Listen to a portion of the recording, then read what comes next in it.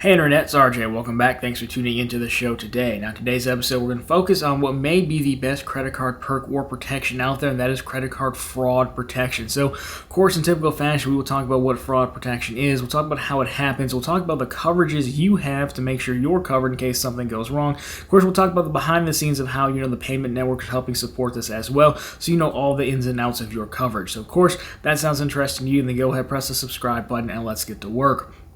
So when it comes to it, Team Credit Card has, in addition to all the rewards points and earnings, they have a level of protections and benefits that are offered in conjunction between credit card issuers and the payment network, so Visa, MasterCard, Discover, and American Express. Now, one of the better ones out there that's not really talked about, it's almost taken for granted today, is credit card fraud protection or even fraud prevention that we'll see as we get into the video. So what exactly is this? Well, very simply put, fraud happens when your credit card is compromised somehow. This can either be the card being physically stolen, taken from you, you lose it perhaps, or the card information can be taken from the card while you still have the physical card in your hand or in your possession. And then these fraudsters will of course go and make purchases. Of course the merchant, it looks like you're making the purchase because it's still your credit card information. So the charge is hitting your account while those guys are getting away with whatever items that they're buying. That is the high level of, credit card fraud, right? It is a form of identity fraud. It's one of the highest leading, factors or leading causes of identity fraud. So much so that, about last year, we had about 390,000 cases reported to the Federal Trade Commission, as that's 2021. And then right now we're in 2022, but in the first quarter alone had 118,000 cases reported. So of course that makes credit card fraud, again, the most common form of identity theft, because again, someone is basically pretending to be you.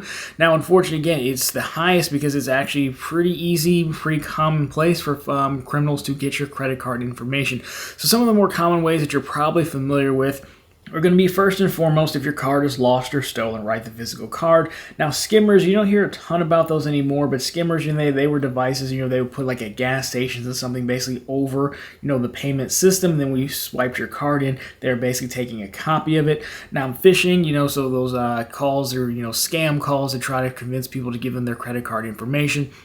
Things like that. There are even ways, for folks to, or criminals to, kind of be at a distance and kind of pull information off of the credit card at times. Now, of course, the technology on cards has gotten a little bit better. This is not just relying on the magnetic strip anymore, but, they could do that from a distance. And then, of course, the biggest one, at least the one that seems the most common nowadays, is simply from data breaches with companies, right? You use your credit card online at stores.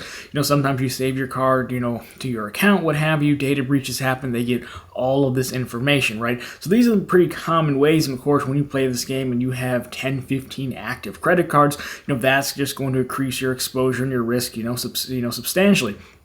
So in this case, what happens though? So if they get this information, what happens? Are you covered? How does it work? Well, luckily, when we talk about credit cards, we are granted a pretty good level of coverage. And again, this is kind of a combination between a network benefit and a bank issuer benefit, right? So in the past, we've talked about these credit card benefits. A lot of them are network benefits, so Visa, MasterCard, Discover, and American Express, that are then offered up to the issuers, Bank of America, Chase, Wells Fargo, Citi, and then they can choose to accept or reject them. But at the time, all your major card issuers are actually going to provide you, fraud protection. And the reason is because it's actually part of the law when it comes to credit cards. So we take a look at this. This will give us a better understanding specific to our coverage. So really, we have to thank the Fair Credit Billing Act for this. So you can see there are two options here. So if the physical card is stolen, the issuer can hold you responsible for up to $50 in fraudulent charges. However, if you report the card stolen before any fraudulent charges are made, you have no liability. Now, on the other hand here, if the card number is stolen, but you still in possession of the card, you're not responsible for any fraudulent charges. And really quick here, we will check in on debit cards.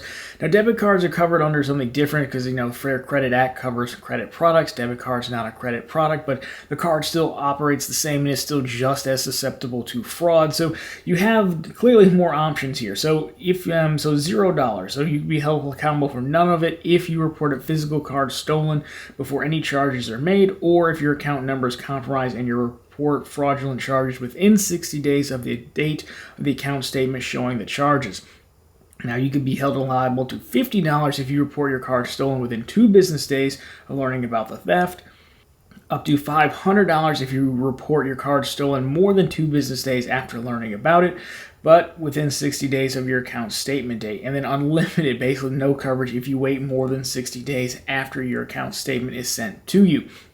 And so overall, there you go. The big thing is to remember again that, with a debit card, they're debiting the money directly from your checking account that it's linked to. As with a credit card, technically it's still coming out from your line of credit. Of course, we don't need to have the credit versus debit card debate, but again, that is another big pro of having a credit card, that extra level of protection that you get.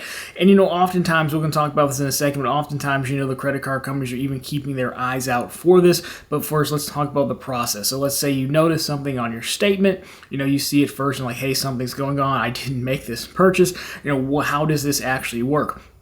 So the process we have here is pretty simple and easy to follow. So again, as soon as you notice it, you want to call up the issuer. Now, the phone number on the back of your card is usually the most direct route.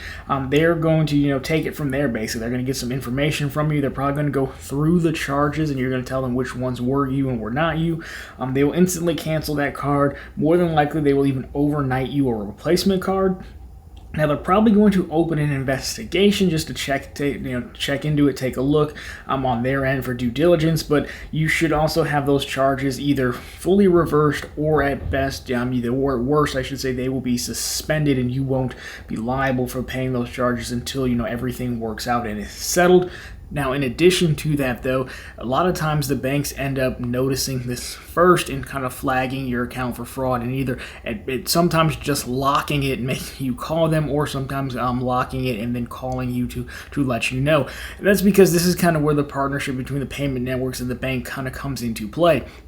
So you can remember here that, the payment networks are kind of processing, a lot of information, a lot of payment data, from your history of using your card, passing that on to the banks, and sending the information, back and forth, right? That's basically how transactions are processed. So you take a look at this slide, it shows you exactly where the payment network slots in and that Visa logo. So, as a result, they're sending what they call level 4 data back and forth, and I have a full video on the level of data that, these guys get.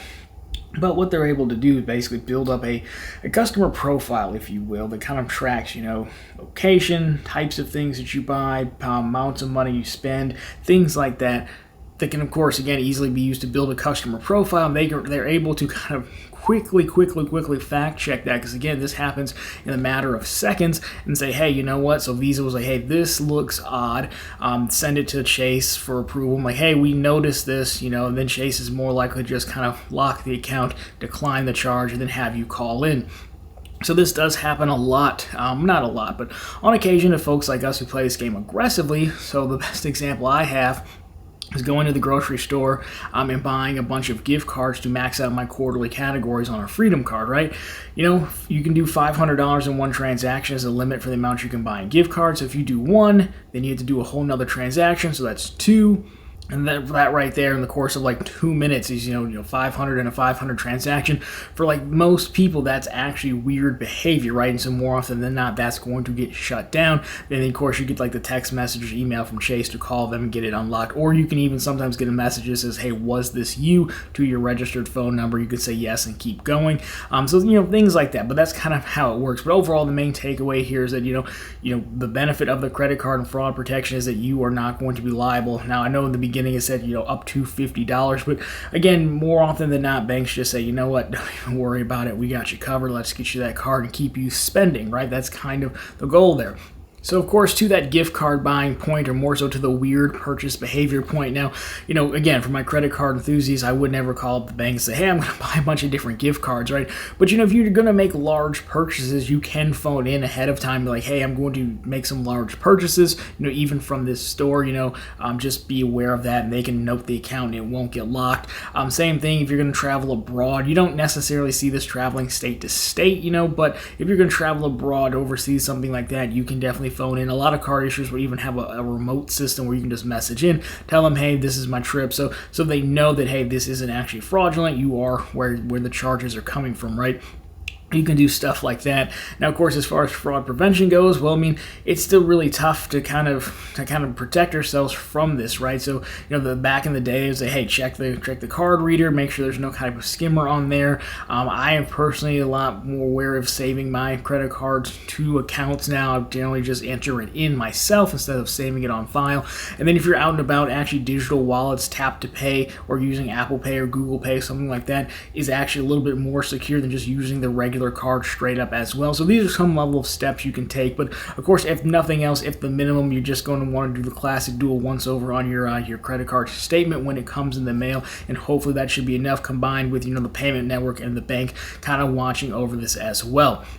So anyways, guys, that's going to do it for this one. Of course, if you liked it, drop me a thumbs up down below. If you find it particularly interesting, consider subscribing to the channel. So we're posting content just like this every Monday, Wednesday, and Friday. Of course, right back here every Sunday with all the news you can use in the week that was in credit and finance. Question for you guys is, let me know your experience with credit card fraud prevention. How many gift cards have you bought before they tripped it, or any real-world application stories where it kind of helped you out would be good as well. Love to get your thoughts on that. But anyways, guys, that's going to do it for this one. As always, thank you so much for watching. Talk to you very soon in the next one.